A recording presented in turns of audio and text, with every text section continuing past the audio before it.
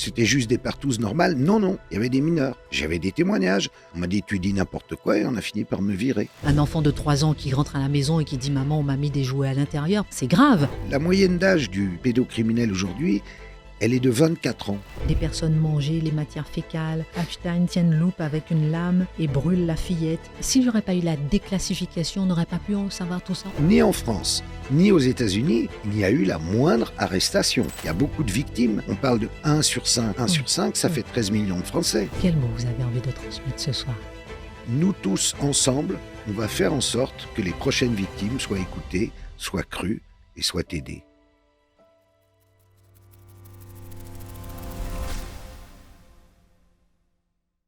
Vous avez pu nous suivre déjà avec Charles L'Oncle, avec Fergan Aziari, avec Alexandre Jardin. Aujourd'hui, nous avons l'auteur de ce livre, Dans la peau d'Einstein, Karl Zéro, bien connu, Karl Zéro, journaliste, animateur culte et enquêteur de terrain.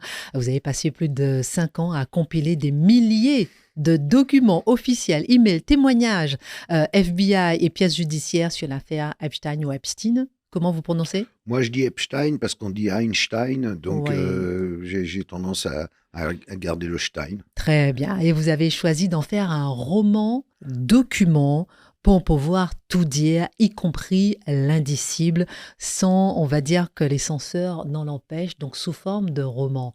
D'abord, pourquoi avoir choisi de faire ce livre sous forme de roman? Parce que si je l'avais fait avec la casquette de journaliste, il y a des trucs que j'aurais pas pu écrire parce que ça m'aurait valu évidemment un tombereau de procès de papier bleu et que j'aurais payé jusqu'à la fin de mes jours. Et il me semble que je paye déjà depuis fort longtemps mes incartades dans ce domaine-là de la lutte contre la pédocriminalité. Donc je me suis dit qu'il était plus raisonnable et aussi plus intéressant peut-être de me mettre dans sa peau pour essayer de comprendre ce qu'est le mal de l'intérieur. Parce que Epstein, c'est le démon en réalité. C'est un petit démon, mais c'est un démon. Et donc, en même temps, c'est un défi, parce que c'est pas facile de se mettre dans la peau vraiment du mal. Je suis pas quelqu'un de foncièrement méchant. Moi, personnellement, par exemple, je suis croyant, donc les valeurs du bien et du mal, je les ai ancrées en moi. Et rentrer dans la peau de ce personnage n'a pas été évident. En même temps, ce que je voulais, c'était que les gens qui ont entendu parler de cette affaire Epstein puissent la comprendre de façon synthétique, entière. Et en la racontant à la première personne, on arrive à faire comprendre exactement de quoi il s'agit. C'est un système de domination qui est à la fois financier et par le biais de chantage sexuel.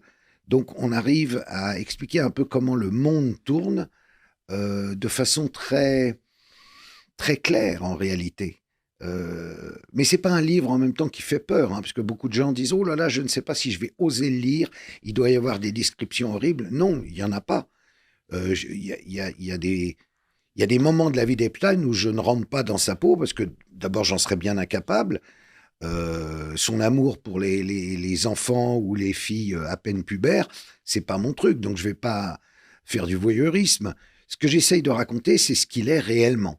C'est la réussite incroyable d'un personnage, mais qui n'a aucune morale. Et c'est pour ça qu'il réussit. C'est pour ça qu'il plaît aux gens. Il a ce talent de capter les autres aussi. Il est très habile, on peut lui présenter n'importe qui, il en fera son ami. Même s'il n'a pas le même degré, ni évidemment d'argent, ni d'intelligence, ni de diplôme, il n'a aucun diplôme d'ailleurs. Mais il sait plaire aux gens. Et comme il sait plaire aux gens, il va se hisser rapidement. Et ensuite, il va devenir l'homme qui installe une sorte comment on pourrait dire, d'industrie du compromat, du chantage sexuel. Justement, qui est-il? Comment est-ce que vous expliquez l'ascension fulgurante d'Einstein? Comme je vous le disais, c'est quelqu'un qui est habile et intelligent et qui sait faire. Il y a quelqu'un qui racontait un truc, il disait Epstein est extraordinaire parce que il peut parler de n'importe quel sujet, mais pendant 6 minutes. Et au bout de 6 minutes, il est à court d'arguments, mais en 6 minutes, il aura réussi à capter la personne, que ce soit un scientifique, un financier, un politique, il l'aura mis dans sa poche. Donc au départ, c'est un garçon qui n'a Bon, il est bon en maths, ça c'est indéniable, et il sait jouer du piano. Et il plaît aux filles. Voilà, il a 3 intérêts, mais sinon, il sait rien faire. Et donc, de là, il va pas faire grand-chose. Il va juste se mettre bien avec des gens qui vont toujours le présenter à une personne encore au-dessus. Et de fil en aiguille, il va se retrouver financier à Wall Street, un trader, comme on disait à l'époque des Golden Boys. Et il va ne faire que des escroqueries en réalité. Ça commence par ce qu'on appelle un système, une pyramide de Ponzi, où il détrousse les gens, des pauvres retraités qui se retrouvent sans un flèche. Lui a pris le pognon, il n'ira pas en prison, il sera protégé, alors que celui qui est censé être son supérieur, qui s'appelle Offenberg, va prendre 20 ans de prison. Et de là, il rencontre une autre personne très importante qui est Monsieur Wexner, qui possède entre autres Victoria's Secret, la lingerie, ou Abercrombie et Fitch, les t-shirts ou les habits et tout. Et ce gars-là va lui confier toute sa fortune. Donc, d'abord, il est conseiller fiscal de ce gars-là, puis conseiller financier, puis finalement, c'est lui qui gère la fortune de Wexner, sans qu'on comprenne très bien pourquoi. Et de là, parallèlement, il fait une autre rencontre très importante, c'est Robert Maxwell. Robert Maxwell, à l'époque, il a 400 entreprises. Le Daily Mirror, c'est un patron de presse assez tyrannique. Il est élu à la Chambre en Angleterre. Et c'est un mec d'une puissance faramineuse et qui fait confiance immédiatement également au jeune Epstein et qui va le transformer en lui proposant de devenir agent pour les services de renseignement israéliens. Et l'autre tombe de sa Incroyable. chaise, il s'y attend pas du tout. Et Maxwell lui dit, mais c'est déjà accepté là-bas à Tel Aviv. Et à l'époque, lui, il est trader, donc il s'occupe à ce moment-là de vente d'armes. Mais il n'est pas très bon dans les ventes d'armes. Il n'est pas spécialiste. Il est bon pour planquer du pognon, sortir le pognon, mais la vente d'armes ou les armes elles-mêmes, c'est pas son truc. Donc en gros, il se retrouve espion pour le Mossad, mais il ne sait pas quoi faire. Et c'est là que sa compagne de l'époque, Ghislaine Maxwell, la fille de Robert Maxwell, a l'idée de joindre l'utile à l'agréable. Ils ont une vie sexuelle commune très débridée, où ils reçoivent pour des massages des jeunes filles, voire très très jeunes, puisque ça commence à 12 ans, et avec lesquelles ils font l'amour, etc. Et parfois ils font partager à des amis. Et, donc on va dire qu'ils sont libertins plus, puisqu'il s'agit de mineurs. Et Guylaine a l'idée de joindre l'utile, si j'ose dire, à l'agréable, et de recréer ce que le KGB avait inventé à une époque, que la CIA avait continué, ce qu'on appelle le compromat, c'est-à-dire de filmer les ébats. Donc le voilà à la tête d'une petite entreprise de compromat. Ça commence petit, c'est pas des grandes sommités, c'est pas encore Bill Clinton, éventuellement Trump, etc.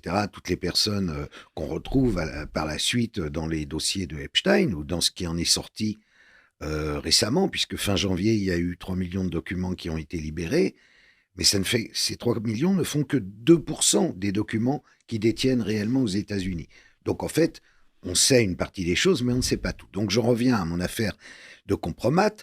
Il commence petitement, mais c'est un succès. C'est-à-dire que à Tel Aviv, ils sont contents de ce qu'ils reçoivent comme vidéo, puisque ça commence d'abord au Zorro Ranch, qui est un endroit qu'il a acheté au Nouveau-Mexique, un grand ranch à une quarantaine de kilomètres de Santa Fe, assez isolé. Et puis, il a également le manoir de Wexner, son mentor, à New York. Et il faut savoir que dans ces endroits, il y a donc des caméras un peu comme ici partout, du son aussi, et il y a des pièces techniques où il y a, comme là, des techniciens qui enregistrent et qui mettent de côté toutes ces vidéos, qui évidemment vont servir par la suite, pas forcément, mais c'est évidemment, vieux comme le monde, un moyen de chantage, de dire quand on a besoin. Alors ça se pratique même évidemment en France ou dans n'importe quel pays. Et là, c'est à un niveau plus qui va devenir rapidement plus géopolitique, plus sérieux, je dirais, et plus inquiétant en réalité. Cela dit, dans tous les cas, c'est extraordinairement, enfin, à mon point de vue, extraordinairement condamnable parce qu'il s'agit d'enfants, Maxwell leur a donné un conseil. Il dit, coucher avec n'importe qui, bon, ça peut être gênant, mais ça n'est pas condamnable. Alors que coucher avec des mineurs, c'est évidemment condamnable, et cela partout. Donc, faites en sorte que les hommes que vous allez piéger, puisqu'on appelle ça des pièges à miel, vous allez les piéger avec des mineurs, parce que comme ça, on les tient réellement. Donc, il s'agit d'une histoire donc on va dire, de chantage sexuel essentiellement. Parallèlement, Epstein continue sa carrière de financier, il se met à conseiller énormément de grandes fortunes, il arrange des coups aussi parce qu'il a des dossiers, les dossiers servent au Mossad, mais il lui arrivait aussi d'en faire profiter d'autres amis, ou pour lui-même, ou la CIA. En fait, tout le monde sait ce qu'il fait exactement, et ça ne gêne personne, ça fait partie du système en réalité. Sauf que ce Tout le monde sait ce système... qu'il fait, c'est-à-dire, c'est ce qu'il fait aussi avec les mineurs. Bien sûr. Oui, tout le monde est au courant et ça fait partie du système, on laisse faire. On laisse faire et ça ne choque personne parce que c'est ainsi que va le monde, comme dit l'autre. C'est à un niveau qu'on a du mal à imaginer en réalité. Et puis, malheureusement, Christine, les choses vont se corser parce que dans les demandes de ses clients, il y a des choses qui vont plus loin que simplement des petites filles de 12, 13 ou 14 ans. Il y a des gens qui veulent des enfants. Il y a des gens qui veulent des rituels. Il y a des gens qui veulent toutes sortes de choses.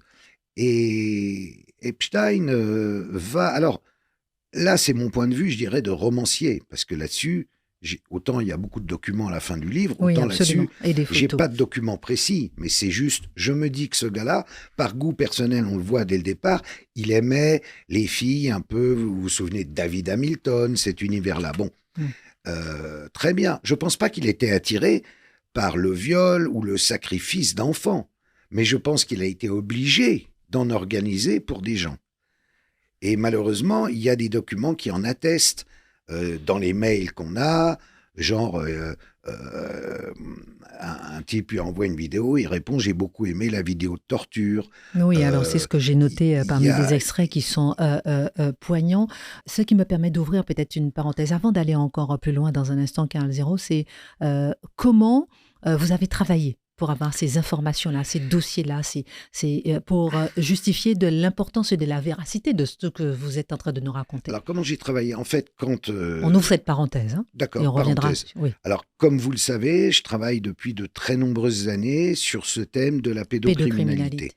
Donc, je connais extrêmement bien l'ensemble des dossiers français ou étrangers. Quand j'apprends le suicide, pseudo-suicide de Epstein, je m'intéresse à l'affaire. J'avais entendu parler de sa première condamnation en 2008, du fait qu'il avait une peine extrêmement légère, qu'il avait passé les 3/4 du temps en dehors de sa cellule, en réalité chez lui à Palm Beach. Et j'avais trouvé ça curieux, mais j'étais pas allé plus avant, parce que c'est loin, c'est les États-Unis. Quand il meurt, je me dis, ah, là, il se passe un truc. Donc, je commençais à m'y intéresser et au même moment, j'ai commencé à sortir un journal qui sort toujours en kiosque, qui s'appelle L'Envers des affaires. Et j'ai consacré plusieurs numéros à l'affaire Epstein, ce qui fait que j'ai eu un suivi pendant toutes les années, depuis sa mort jusqu'à maintenant, et que quand je me suis déclassification. Voilà, et puis les 3 millions de dossiers sont tombés au moment où je commençais à écrire. Donc, ça a été beaucoup à ingérer, mais j'avais beaucoup de mots-clés pour aller dedans. Parce que je connaissais un petit peu les tenants et les aboutissants. Ce que je connaissais moins, c'était tous les aspects financiers de l'affaire et tous les aspects aussi, je dirais, scientifiques, puisqu'il se piquait d'eugénisme, en fait. Il était transhumaniste et en réalité, il voulait créer une race supérieure.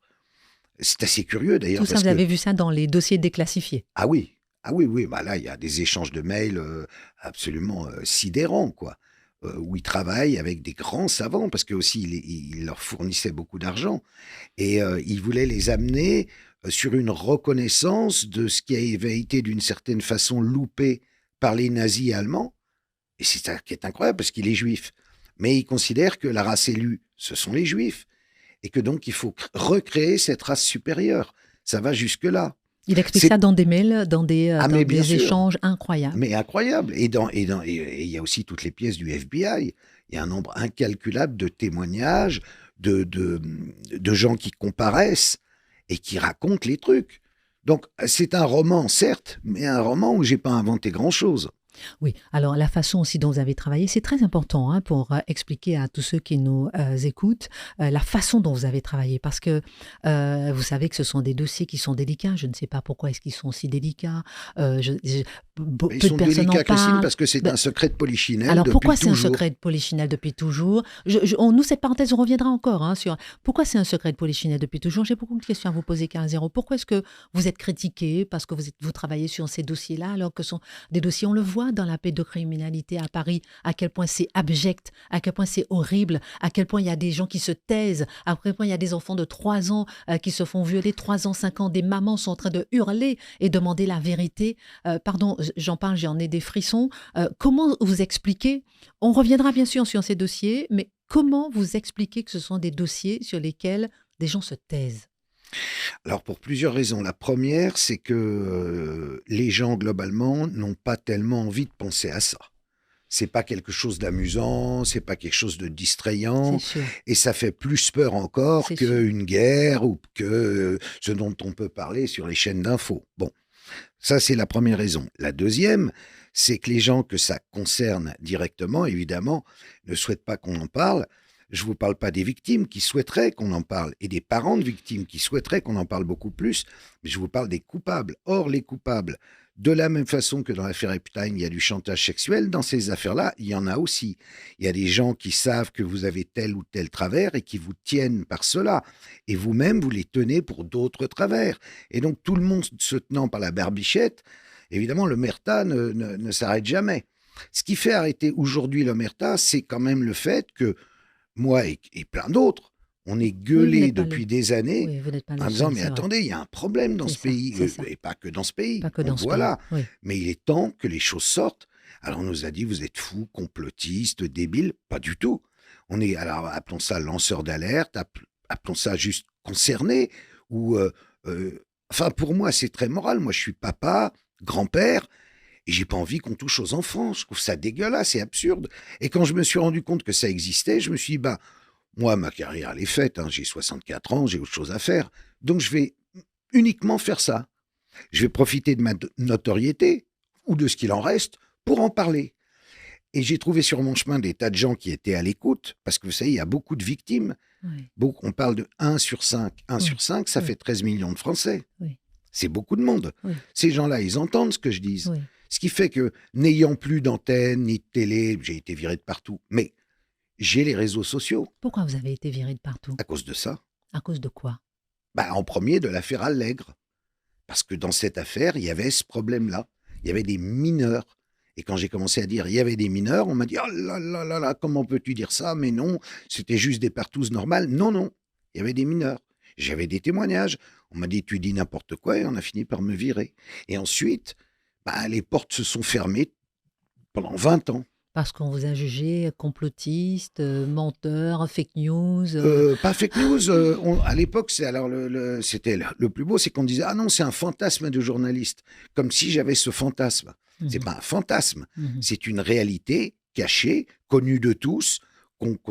Et dès que vous en parlez avec les gens, ils ont tous une histoire à vous raconter qui concerne ce domaine-là. Mhm. Soit Qui une histoire domaine qui. le domaine de la Mais pédocriminalité. bien sûr. Moi, je ne connais pas. Hein, vous dites tous, je ne connais pas de personnes qui ont des histoires à me raconter dans ce domaine-là. En revanche, je suis journaliste. Je vois par exemple ce qui se passe à Paris. Moi, je vois les mamans qui sont en train de hurler. Un enfant de 3 ans qui dit, il rentre à la maison et qui dit maman, on m'a mis des jouets à l'intérieur. Pardon, mais je veux dire, c'est grave. Ce sont des choses qu'on n'entendait pas avant. Donc, je pense qu'aujourd'hui aussi, il y a des parents de victimes qui osent parler plus Oui, qu'avant. oui, mais ça, ils osent parler parce que d'abord, il y a eu MeToo pour les femmes Mhm. et que dans le sillage de MeToo, on s'est engagé, nous, les antipédos, pour qu'on écoute la parole d'un enfant. C'est Parce ça. que dans les tribunaux, quand un enfant dit papa m'a violé, on ne l'écoute pas, on ne Mhm. le croit pas. Mhm. Combien de mères se retrouvent avec leur enfant confié au père prédateur Mhm. et où sont obligés de fuir à l'étranger avec pour protéger le gosse? Mais c'est délirant. Ce pays est délirant. Je suis présidente d'une association de familles monoparentales et ça m'est arrivé Ah, de vous voyez. rencontrer effectivement des femmes qui se retrouvent seules avec l'enfant et qui ne refusent de donner l'enfant au père parce qu'il a eu des comportements effectivement incestueux. Alors, puisque Donc vous êtes finalement, présidente, Je peux vous avouer que je suis président aussi d'une asso aussi qui s'appelle Justice pour l'enfance. C'est un collectif d'avocats et on défend les enfants, Mhm, surtout ceux qui n'ont pas l'argent de se défendre. mhm, Et donc on voit arriver des affaires, mais inimaginables. mhm. Euh, alors des affaires sur lesquelles je ne peux pas m'exprimer publiquement, puisque je Ne suis prenons pas tenu de risques. évidemment au Mhm, secret professionnel là-dessus. mhm, Mais quand on parle de réseau, c'est vrai. Quand on parle aussi de réseau avec des sectes et des crimes rituels, c'est vrai. J'y peux rien. Alors on transmet d'abord à la police, mhm, qui écoute les enfants. mhm, Aujourd'hui, ils écoutent les enfants, c'est déjà formidable. Il y a 5 ans, ils les écoutaient pas. Ils mhm, écoutent, et ensuite ils transmettent eux au parquet. Et c'est les mhm, parquets qui décident. mhm, Mais au parquet, bien souvent, c'est bloqué. mhm, Parce que on parle de gens qui ont le bras long. mhm. Et c'est Alors, pas. ce que vous dites là, c'est pas complotiste. Ah, c'est pas. Je Mhm, le constate, moi. mhm, J'ai 4 affaires comme ça. mhm. Je ne peux pas en parler, Et qui n'avance pas. mais qui sont au parquet. Mhm, mhm. Pour revenir à ce livre, lorsque j'ai vu des extraits, enfin, c'est violent, c'est incroyable. On se dit que c'est inimaginable. Et comme vous dites, 15-0, on n'a pas envie d'y croire tellement c'est violent, c'est incroyable et que ça a pu prospérer dans notre monde en parallèle sans qu'on ose vraiment y croire. S'il n'y aurait pas eu la déclassification, on n'aurait pas pu en savoir tout ça, on n'aurait jamais eu un peu de crédibilité sur ce dossier. C'était important qu'il y ait cette déclassification, même si elle n'est que minuscule, hein. On a dit 2% de l'ensemble des documents, parce que l'essentiel des documents, ce sont des vidéos. Et vous avez plusieurs représentants de la Chambre américaine, aussi bien démocrates que républicains, qui ont eu la possibilité de visionner ces vidéos et qui sont ressortis de là effarés en disant j'y penserai toute ma vie. Je ne pensais pas que je verrais des choses aussi horribles. Donc, c'est vous dire, c'est très important pour le monde entier parce que ça va permettre de libérer une bonne fois pour toutes la parole de l'enfant et de pouvoir les défendre réellement en disant oui, il y a des types, c'est essentiellement des hommes, hein, qui font des trucs inimaginables à des enfants. Et il faut que ça s'arrête. Mm. Et c'est ça notre combat, c'est pas autre chose. Bien C'est sûr. pas pour... Enfin, si c'était pour faire le beau, gagner de l'argent, dans ce cas-là, je ferais autre chose, hein. Non, non, C'est bien sûr, j'entends bien. c'est à la fois horrible, mais si personne ne le dénonce, Mm, alors moi, je pourrais pas me regarder dans la glace, quoi. Voilà, c'est aussi simple que ça. mm, mm, C'est viscéral chez moi. mm. Au moins, je serai à quelque chose en plus. Parce que juste faire carrière ou faire ci ou faire ça, je l'ai fait. Je m'en fous en vrai. Maintenant, je suis âgé, il est temps de dire la vérité. Je dis la vérité. Et ce que vous voyez, si vous aimez le podcast, n'hésitez pas à vous abonner sur notre chaîne YouTube et sur toutes les plateformes de podcast. Si vous aimez entendre cette parole vraie, et quelle histoire, la podcast de ceux qui aiment la France. Karl Zéro, moi, lorsque je vois, j'ai servi des têtes couronnées, des diplomates, des ministres français, dont Jack Lang. On a vu hein, que Jack Lang, il y a eu voilà, beaucoup d'interrogations sur lui.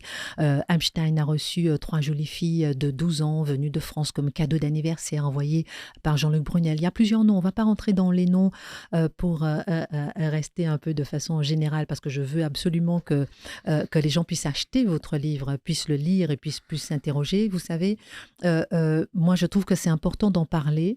Même si on prend effectivement des risques de parler des choses qui existent, parce qu'il faut donner la vérité aux gens, il faut qu'ils puissent avoir la possibilité et moi, vous savez, l'autre jour, c'est un chauffeur de taxi qui m'a raconté tellement de choses. Les gens, ils ne regardent pas forcément la télévision, mais ils vont regarder sur les réseaux sociaux des extraits de ceux qui disent effectivement qu'ils ont lu des dossiers déclassifiés, qu'ils ont lu des informations, etc., et qui en parlent. Donc, c'est vrai que c'est important de donner ces informations. Moi, une petite parenthèse aussi, Karl Zéro, comment protéger ses enfants? Pour rebondir sur ce que vous disiez, vous êtes père, vous êtes grand-père, vous disiez, les gens qui nous regardent et qui nous écoutent se disent, mais moi, comment protéger mon enfant? Comment protéger mon enfant au quotidien, aujourd'hui en France en 2026? Alors, ça fait longtemps que je le dis, la règle numéro 1, c'est de ne faire confiance à personne. C'est-à-dire que notamment dans le périscolaire, mais aussi dans le scolaire, mais dans toute activité.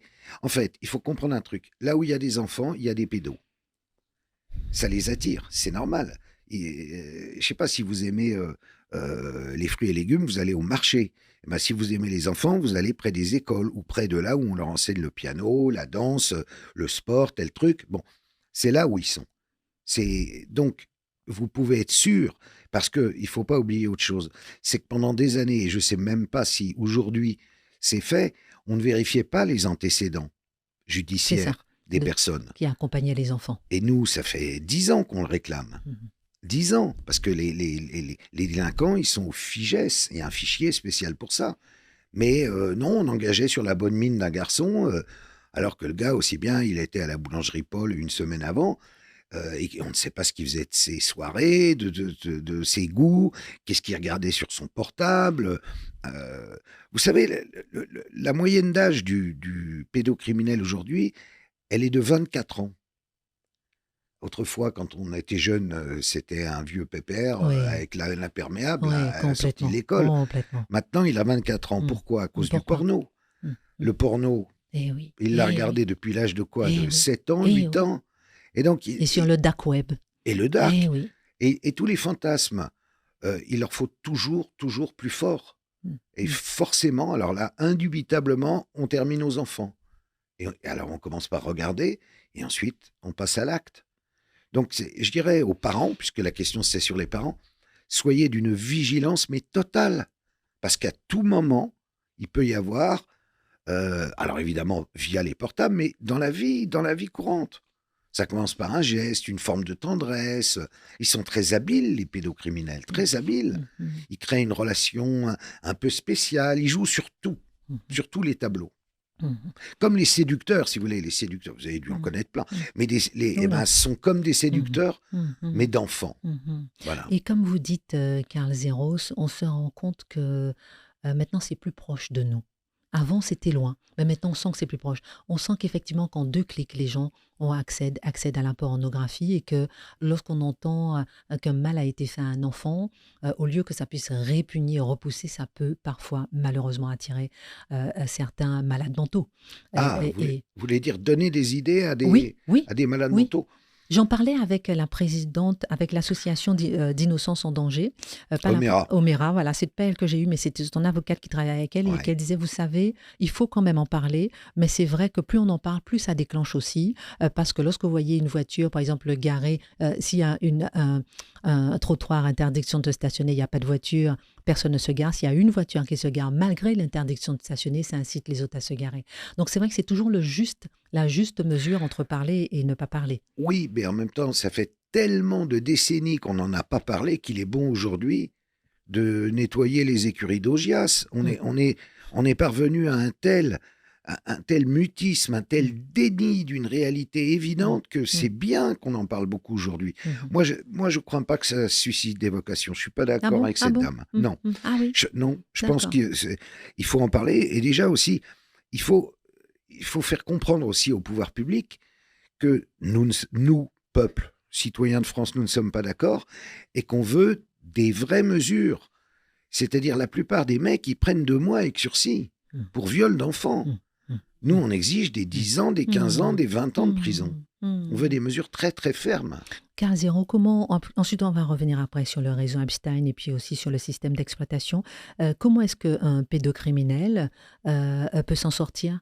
Un pédocriminel, il est pédocriminel à vie, non? Il est On peut pas pédocriminel l'enfermer à vie. à vie. Alors, il est soigné, mais mal, parce qu'il n'y a pas de médicament. Il n'y a qu'un médicament qui est bidon, qui s'appelle l'Androcure. Qui coupe Alors, toute libido, c'est ça? oui, soi-disant, mais enfin, ils Mmh. le prennent un jour sur deux ou ils ne le prennent pas. Mmh. Et puis, ils se retrouvent après en visite chez le psy une fois par an parce qu'ils sont obligés d'y aller. Et l'autre dit alors, ouais, bah, j'ai toujours des pulsions. Bon, bah, c'est bien, mais revenez me voir l'année prochaine. Ils en ont rien à, personne Mmh. n'en a rien à foutre. Mmh. Mmh. Mmh. Quand vous voyez, si vous voulez, vous avez suivi l'affaire de l'ASE aussi. Mmh. Et bon, quand vous savez qu'il y a 20 000 ou 25 000 filles Mmh. mineures de l'ASE qui se prostituent, que vous pouvez commander en Insupportable. ligne en 2 secondes Insupportable. Insupportable. et qu'on est censé les protéger.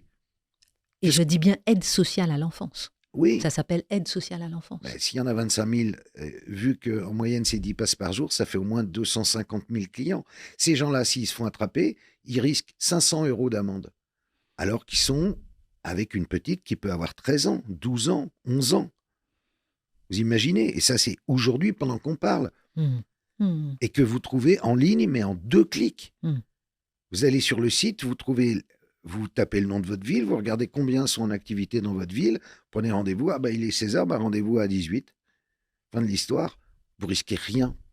J'ai eu sur Europe 1 l'autre jour un homme de 30 ans qui était le grand frère d'une fille de 13 ans qui a été placée justement à l'ASE, l'aide sociale à l'enfance, et qui était dans ses réseaux. Ben Il voilà, lançait un appel à sa petite sœur pour lui dire de rentrer à la maison. ben voilà. Et c'est insupportable. L'aide sociale à l'enfance, on en est là aujourd'hui. Et des cas comme ça, au travers de l'assaut, on en gère plein.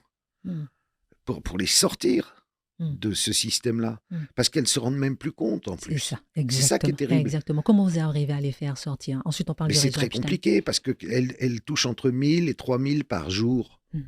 C'est énormément d'argent à cet âge-là.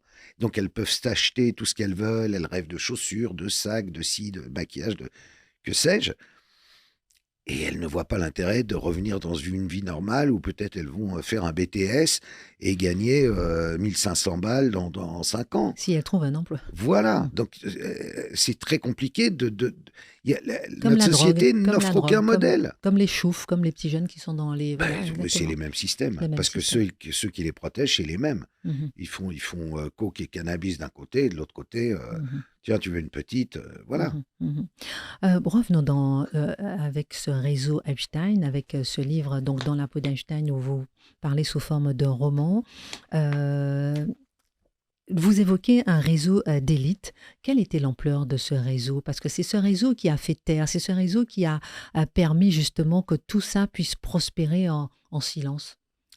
Bah, ce réseau d'élite, il touche, on le voit au travers des noms qui sortent, c'est vraiment le haut du panier, hein. Quelles étaient les différentes fonctions, par exemple, sans citer les noms, mais les différentes fonctions peut-être Ah bah, vous avez de tout, hein. Vous avez évidemment, vous avez des présidents, vous avez des patrons de banque, vous avez des grands scientifiques, vous avez des grands universitaires, vous avez, enfin, je sais pas, ce qui fait l'élite mondiale, là. On ne parle pas des banlieues parisiennes, françaises.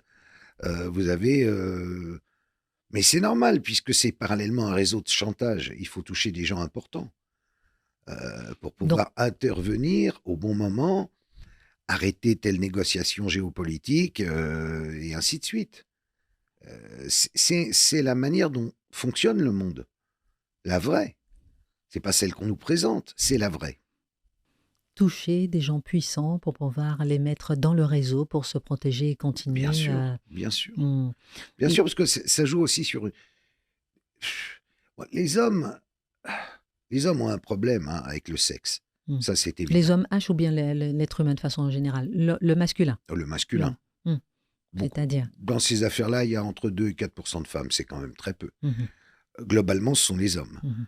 Et bah, c'est pas dur de jouer là-dessus, en réalité. De les emmener vers des conneries, si j'ose dire. Et ensuite, de les tenir, c'est encore plus facile. Et malgré ça, comme les hommes sont parallèlement très cons, ils marchent.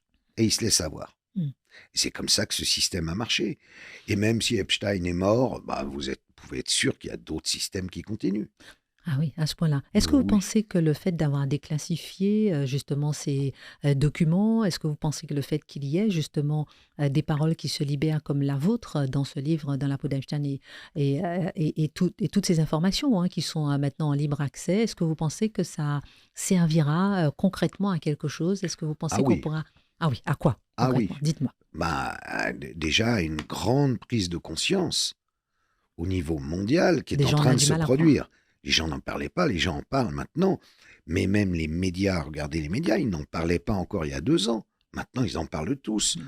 Mm. Avant qu'un média commence à accepter l'idée d'un simple réseau, même pas pédosataniste, hein, d'un simple réseau pédocriminel, le Parisien a commencé à en parler à propos de l'affaire de ce déplorable personnage qui s'appelle Cottineau. Vous savez, ce gars dans le sud-ouest, là, non, dans le pays de la Loire, LFI, ça a dû vous amuser, et qui... C'était horrible, hein, sur des personnes handicapées et tout. oui, sur Oui, une petite oui, fille handicapée, oui, c'est comme ça qu'il a été oui, repéré. oui. Et il travaillait pour l'ASE, hein, il prenait chez Pour l'aide lui. sociale à l'enfance. Et là, pour la première fois, donc Le Parisien, titre mainstream s'il en est, a dit réseau pédocriminel. Mhm. Auparavant, quand moi je parlais de réseau pédophile ou pédocriminel, on me disait mais tu inventes, ça n'existe pas. Et j'avais beau citer des exemples, on me disait non, c'est pas un réseau, on peut pas dire ça. Alors, mais prenez même des vieilles affaires comme l'affaire des disparus de Lyon, Émile Oui, Louis. oui. Ben, c'était un réseau pédocriminel. Mhm. C'était pas juste un chauffeur de bus Mhm. qui poursuivait des malheureuses handicapées mentales pour les violer dans son bus. C'était un pourvoyeur. L'affaire Dutroux, c'était évidemment un pourvoyeur pour, là encore, une sorte de nomenclature, une sorte de... Alors, c'est pas... Là, on va pas parler de Clinton, mais on va parler de tel bourgmestre, de tel proche du roi des Belges, etc. Bon, ben voilà. Les médias ont toujours eu peur de ça, mais ils ont eu peur pour une raison simple, c'est Pourquoi? qu'ils ne savent pas eux-mêmes si au-dessus d'eux, leur rédac chef ou le directeur de la publication ou un actionnaire ne fait pas partie de ce réseau. Donc qu'est-ce qu'ils vont aller aussi risquer leur carrière, leur vie, pour dire des trucs dont ils ne sont pas trop sûrs et que c'est, voilà pourquoi on se heurtait à un silence glacial, les gens, non mais t'es pas bien ou quoi? Non, je suis pas bien. Enfin si, je suis bien. Et c'est la vérité. On a La peur de la vérité en fait, aujourd'hui. Je dis ça parce qu'on a peur non de mais la la vérité vérité vous aujourd'hui. porte. Oui, oui. Euh, Non, mais il a fallu effectivement que ça soit déclassifié, qu'il y ait des preuves, qu'il y ait des mails. Je vois tous les documents que vous mettiez aussi à la fin. Il a fallu qu'il y ait qu'on mette vraiment la vérité sous les yeux pour qu'on puisse croire. oui, mais Et encore, commencer peut-être à croire. oui, mais c'est que 2%, donc vous allez voir ce qui va tomber derrière. C'est-à-dire Ouais. On n'est qu'au début, je pense. qu'au On est qu'au début. début. Et vous pensez qu'il y a des gens qui vont payer ou pas pour ce qu'ils ont fait? Alors, ce qui est très amusant, c'est que ni en France, ni aux États-Unis, il n'y a eu la moindre arrestation. Pas la moindre. Malgré les preuves, Il n'y malgré a les mails, pas, il malgré y a les pas noms qui d'enquête ont en cours. Il y a juste une enquête au Congrès. On reçoit des personnes au Congrès américain. En France, alors, ils avaient piteusement arrêté l'enquête. Quelle enquête? Il y avait une enquête en France? Mais oui, au début, quand ils se suicident, Oui, nous, avec Omira Sely, dont vous parliez, Innocence en danger, la présidente. nous Oui. hurlons Oui.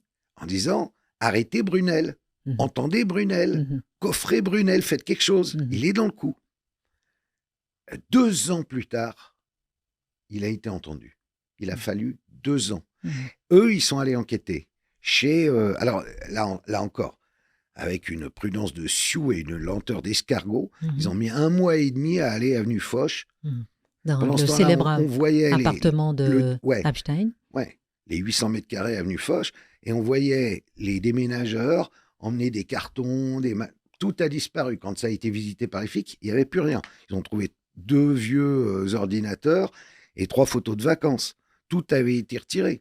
Donc, et là, ils ont rouvert l'enquête maintenant, parce qu'il y a eu à nouveau le scandale grâce à la publication des Epstein Files, Mhm. et ils commencent à s'y réintéresser. Aux États-Unis, il n'y a plus d'enquête du FBI. Elle a été faite pour le procès d'Epstein qui n'a pas eu lieu en 2019. Et c'est ces fameux documents que les victimes, en premier, demandent qu'on libère. Donc elles sont libérées, mais très doucement.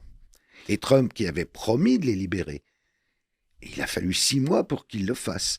Et pendant 6 mois, il a dit « Ah non, non, je ne peux pas les Tout libérer à » fait. Est-ce tout qu'il à s'était fait. rendu compte qu'il était dedans entre-temps? C'est un grand mystère. Il est un peu fatigué, le garçon. C'est ce que certains pensent. Je ne suis pas un prédateur sexuel, je suis un délinquant.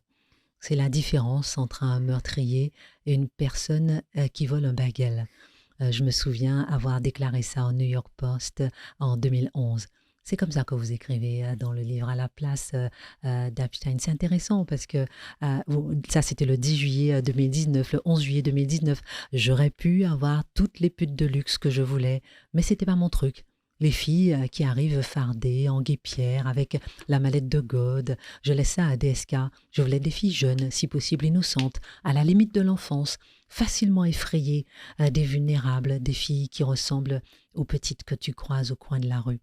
Lorsque vous écrivez ça, par exemple Carl Zero, est-ce que et que vous mettez dans la peau d'Einstein, c'est en vous basant effectivement sur des échanges clairs, nets, des mails précis, Ou bien c'est la part du roman que vous écrivez?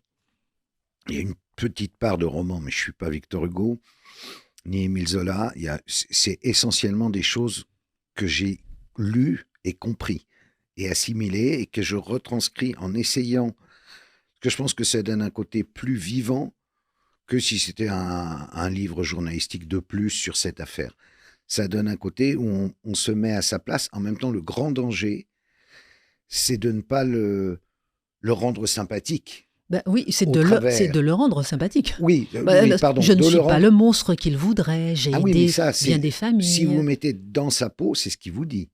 Oui, c'est Ça, ça. c'est ce qu'il dit, par exemple, dans une interview qu'il a donnée avec Oui, Steve Bannon. oui, Il explique ce genre de choses. Moi, je oui. me suis servi de ce qu'il avait raconté dans les différentes interviews où il se présentait. Donc, j'ai essayé d'avoir son logiciel Mhm, réellement. mhm. Après, il y a des trucs que je peux pas expliquer, les trucs que je suis pas capable de ressentir moi. Bon, bah, de toute façon, ça aurait été scabreux, donc je veux pas le faire. Mm. Et après, j'essaye de lier le tout de façon à ce qu'on ait en fait un portrait psychologique exact du personnage. Mhm, mhm. Euh, mais la technique du Dans la peau 2, je l'avais déjà utilisée. J'avais d'ailleurs commencé par ça au cinéma avec Dans la peau de Jacques Chirac.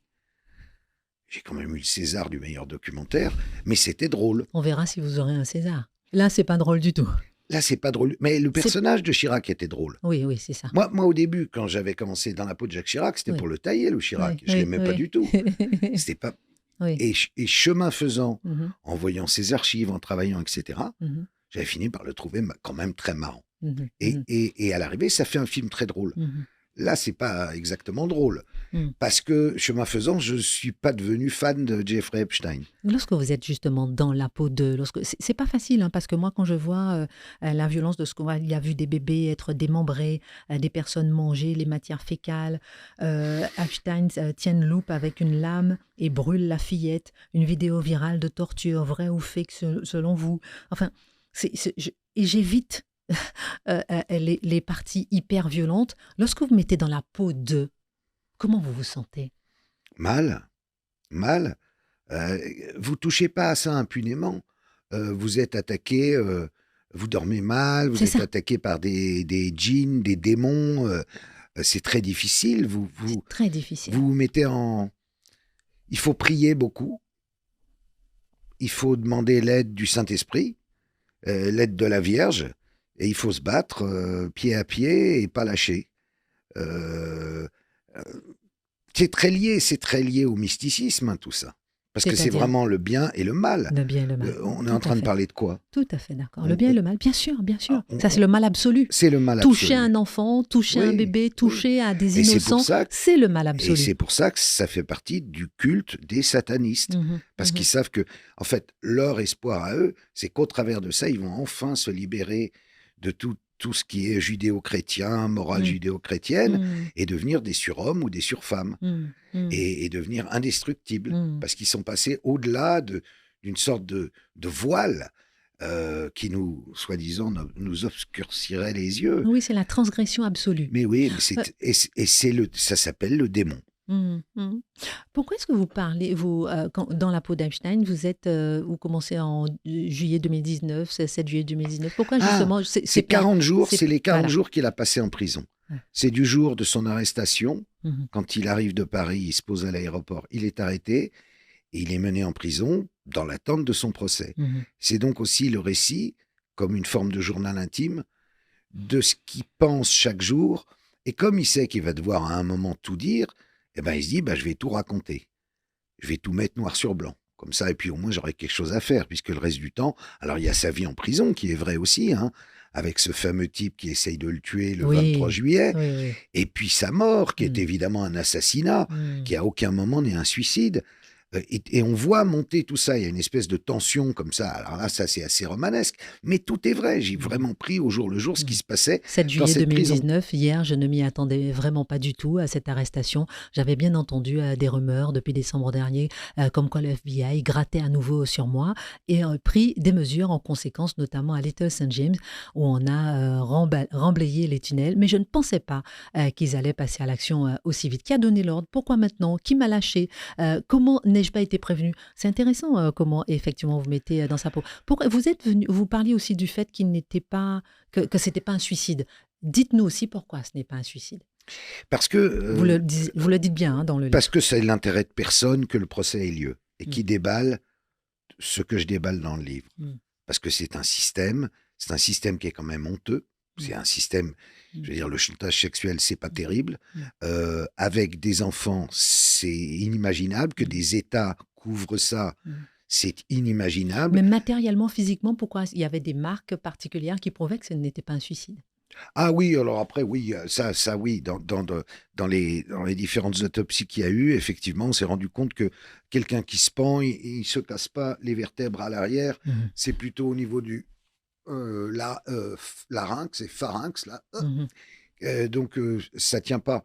Mais déjà, son premier pseudo-suicide dans la nuit du 23 au 24 juillet, on voit d'ailleurs la photo de Tartiglione, son co-détenu. Mhm. C'est très bizarre de lui avoir trouvé un co-détenu comme ça. Mhm. Une espèce de force de la nature. Ben voilà, vous l'avez Oui, là. on le voit Euh, ici, en tout cas, énorme, rempli de muscles, ouais. gigantesque, et c'est lui le co-détenu. C'est quand même assez C'était le surprenant. co-détenu, voilà, Oui. qui avait bien spécifié, je déteste les pédophiles. Page 141 On l'a collé avec lui. Donc, pour moi, ça fait pas un pli. Mhm. Il a été lâché en haut lieu. D'ailleurs, il passe le livre à essayer de joindre Trump, puis Ehud Barak, son copain, pour essayer que quelqu'un intervienne. Mhm. Au début, quand il arrive, il pense qu'il va rester 10 minutes, Mhm. qu'il va sortir sur caution. Mhm. D'ailleurs, il a réellement proposé 100 millions de dollars. Oui. Le Il bracelet voulait maintenant 1 électronique. million de dollars, sinon il m'explosait la gueule, il me faisait bouffer mes dents, il ricanait. Les matons ne risquent pas de broncher, hein, j'ai leur accord, vu que tu es un enculé de pédo. Si ça se trouve, on te retrouvera mort. Mais ça, c'est véridique. Mhm. Epstein l'a réellement raconté à ses avocats. Mhm. Et il a même C'est ce que fait lui a dit, payer. donc Oui, mais il co-détenu. faisait payer mensuellement tous les mecs du bloc, c'est-à-dire des mafieux siciliens, des narco-mexicains, etc., pour qu'aucun d'entre eux n'ait l'idée de venir l'agresser ou de lui jeter un mauvais regard. Mm. Ça lui a coûté fort cher, cette détention. Mm. Il savait qu'il aurait beaucoup de mal à s'en sortir, mais il ne pensait pas que ça viendrait d'en haut. Mhm. En fait, il était comme un pion qu'il fallait éliminer à un moment. Mhm. Et c'est ce qui lui est arrivé. C'est ce qui lui est arrivé, il a été éliminé et j'ai l'impression que s'il n'avait pas été éliminé, on n'aurait jamais su.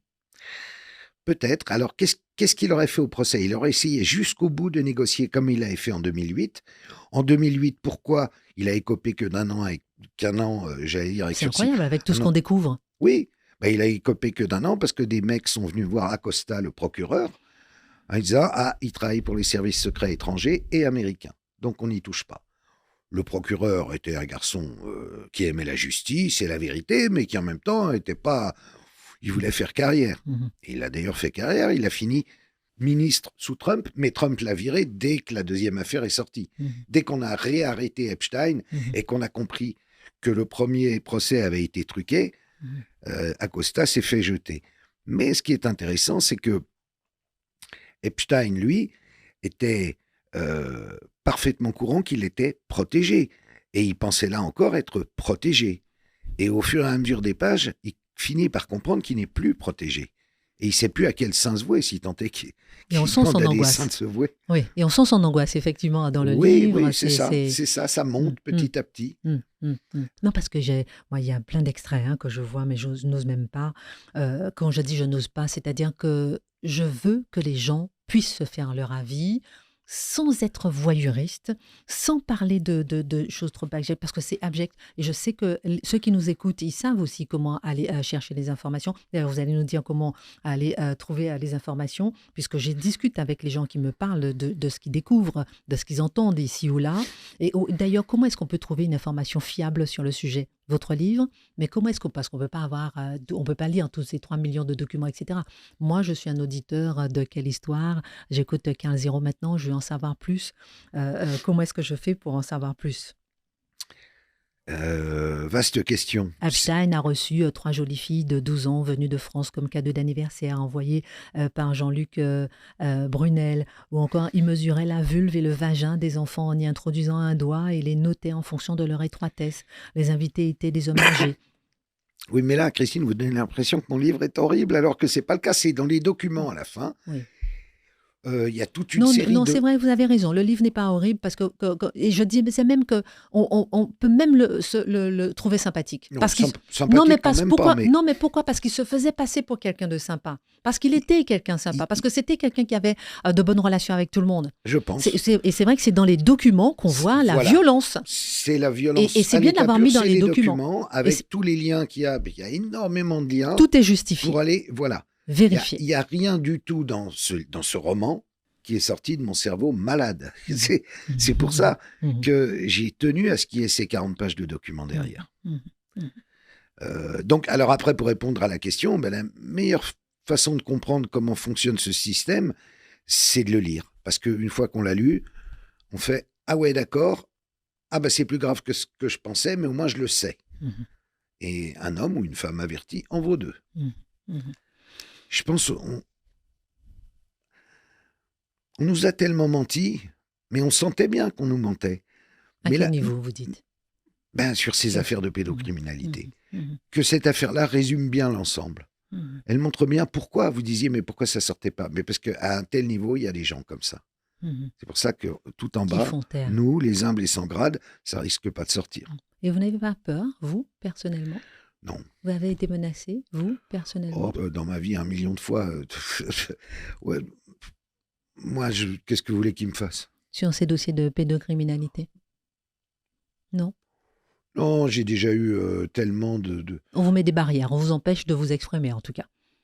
Oui, mais peu d'accès aux médias. Oui, mais alors parallèlement, comme est né Internet et les réseaux sociaux, finalement, j'ai trouvé presque un public plus large maintenant sans télé. Donc, c'est pas tellement très grave, quoi. Ça a été très lourd à porter. Moi, j'avais une boîte, j'avais 45 salariés. Il a fallu fermer tout ça. Hein. Pourquoi? Quand j'ai été viré de Canal.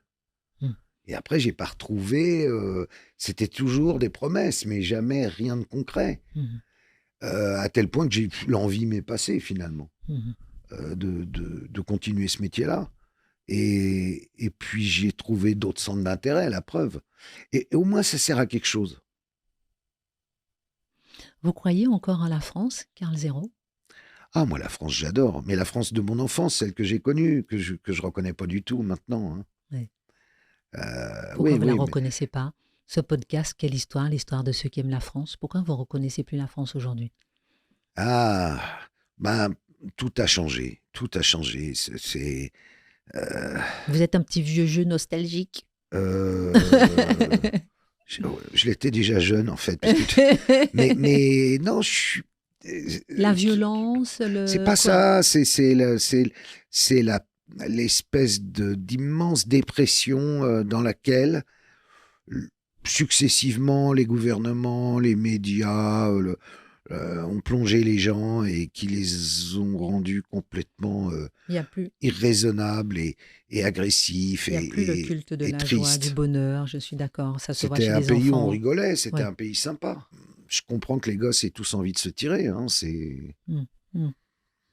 Oui, et puis on voit effectivement cette dépression chez les enfants qui ont un certain mal-être. Les adolescents, on le voit de plus en mais ça, plus. je pense que c'est les mensonges éhontés pendant tant d'années qui ont ruiné la France et le moral des Français. Mais qu'est-ce qui vous ferait croire aujourd'hui quand même à la France de demain? Est-ce que vous y croyez?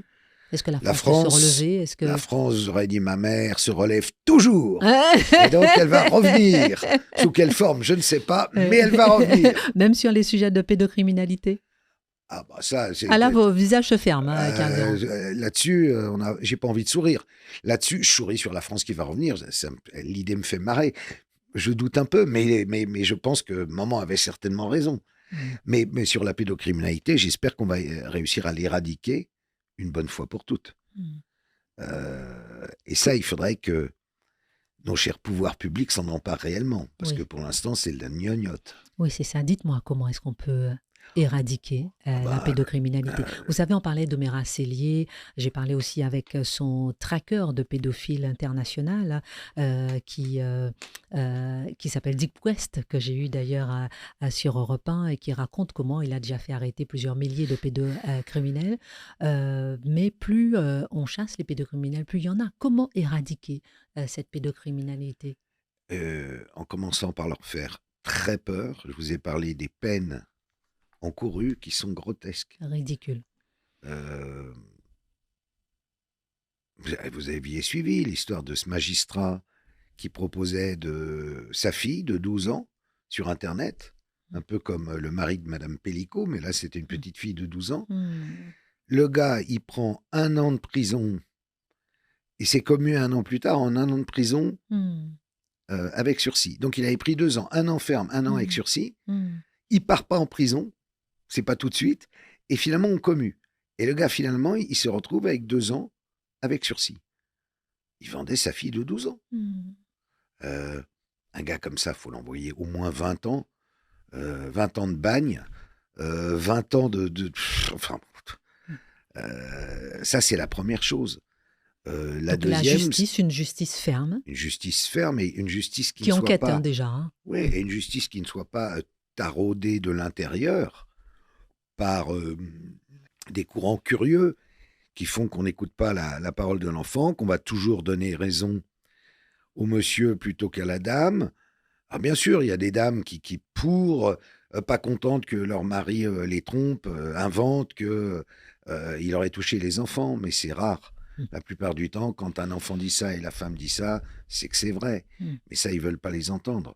Mm. Donc ça, il faut changer. Alors au niveau de la magistrature, il y a beaucoup à changer. Les fameux parquets dont je vous parlais qui couvrent plus qu'ils n'ouvrent Mm. euh, Mm. les enquêtes. Mm. Il faudrait une vraie volonté politique au plus haut sommet de l'État. Ah bah oui, ouais, Parce on a... de- Et est-ce que ça suffirait? Parce que les parquets sont plutôt, voilà, je ne sais pas, hein, la justice est plutôt Non, mais indépendante. Est-ce que ça suffirait d'avoir si peut-être si déjà un en combat contre haut, la pédocriminalité, comme on dit, le combat pour les femmes, ah bah, ça devrait être contre la déclaré violence cause faite aux femmes, nationale, cause nationale? numéro un. Mhm, Attendez, si les enfants, vous faites un podcast sur la France, mhm. ça sera quelle France? C'est ça, c'est ça. Qui vous écoutera dans Mm, 20 ans ou mm, 30 ans? mm, Des gosses qui auront tous été violés, mm, dont une partie seront mm, devenus des violeurs à leur mm. tour, Bien dont sûr, l'autre partie seront des victimes à perpétuité. Vous savez très exactement. bien qu'une fois qu'on a été violé enfant, Mm.